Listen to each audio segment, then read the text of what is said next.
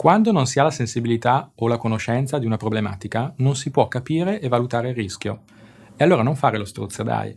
Leggende popolari a parte, posso capire la scelta di non voler affrontare un argomento ostico o in parte sconosciuto, ma forse mettere la testa sotto la sabbia non è la soluzione migliore. Oggi l'ignoranza non è ammessa, devi svolgere tutto quanto possibile per garantire che i tuoi dati e sistemi siano il più possibile sicuri. Come fai a valutare il rischio se non conosci nemmeno lo stato di sicurezza del tuo sistema o le problematiche che potrebbero esserci? Vediamo assieme quali sono i punti critici che più di frequente ci fanno tenere la testa sotto la sabbia.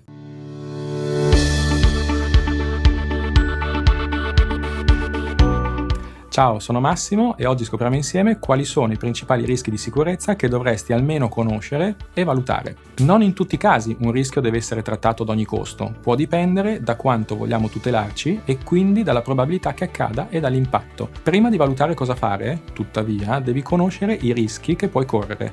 Se non li conosci, non puoi decidere se avviare un piano di trattamenti o meno.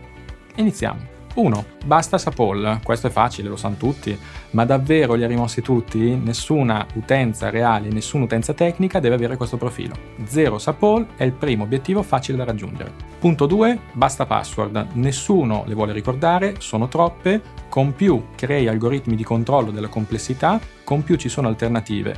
Valuta un sistema di single sign-on oppure sponsorizza l'uso dei password manager. Punto 3. L'aggiornamento del sistema. Questo sicuramente è il punto più critico, perché sul tuo telefono appena compaiono gli aggiornamenti procedi subito, spero, mentre negli altri applicativi aziendali che possono contenere dati anche più critici non si aggiornano costantemente.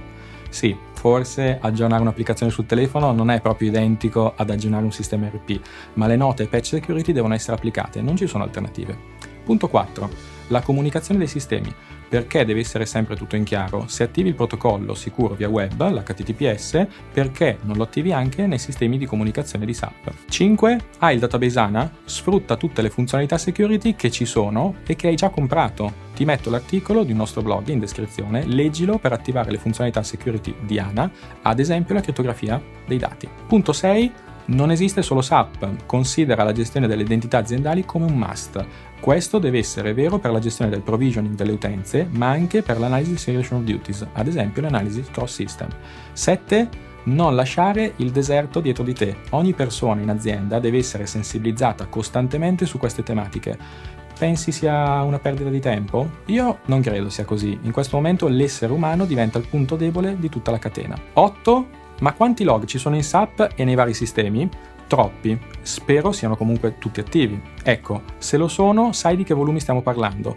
Quando mai una persona riesce a leggerli e controllarli tutti? Molto improbabile. Ecco, in futuro saranno sempre di più. Per questo motivo è necessario dotarsi di un sistema dove collezionare questi log e rilevare solo gli eventi con pattern critici. 9. Pensi di aver messo in sicurezza tutte le configurazioni di sistemi SAP? Bene, dopo alcuni minuti potrebbero essere già tutte modificate. Come fai a controllare questi eventi?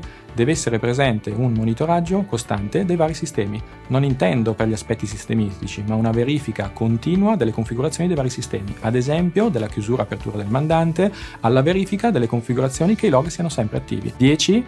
Quante problematiche di sicurezza possono essere presenti nel codice custom, ovvero quello sviluppato direttamente dal cliente, magari tantissimi anni fa? Ancora una volta, se non lo sai, non puoi rispondere a questa domanda e valutare quindi quale sia il rischio che stai correndo. Spero di esserti stato utile, ricordati di iscriverti al canale se ancora non l'hai fatto, seguici anche su LinkedIn, visita ed iscriviti al nostro blog www.agile.com/blog se vuoi ricevere degli aggiornamenti periodici. Contattaci se vuoi scoprire come migliorare la sicurezza dei tuoi sistemi SAP. A presto, ciao!